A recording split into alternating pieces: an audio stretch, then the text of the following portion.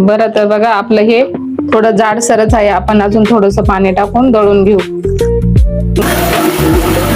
आपेवडे थोडे तिखट बनवायचे आहे. मी चटणी बनवणार आहे, तरी पण मी त्याच्यात आपेवड्यांमध्ये मिरची दळून टाकणार आहे. त्यासाठी मी 4-5 मिरच्या घेतल्या आहे, शेंगदाणे घेतले, हे बारीक करून घेते मिक्सर मध्ये.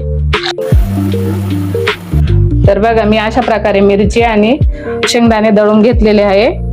जास्त आपल्याला चिकन पण नाही करायचे, हे थोडे मध्यमच असे ठेवायचे. तर आता बघा मी हे बटाटे 2 उकडून साळून घेतलेले आहे. मी याचा आता बारीक किस करून याच्यात टाकते. तर बघा तुम्ही, मी किसते. तर मी हे बटाटे किसून घेत आहे. तर बघा हे बटाटे जर टाकले ना आपण, खूप छान असं चवीला चविष्ट लागतात आणि आपले आपेवडे पण खूप छान फुगतात. तर हे मी बारीक किसणीने किसून घेते.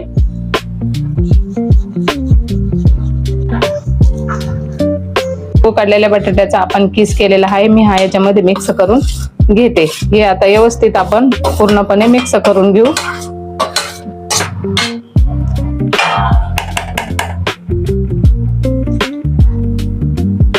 बघा आपलं हे बॅटर एकदम मस्त तयार झालेलं आहे.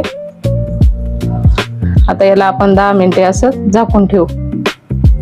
बघा घट्ट पण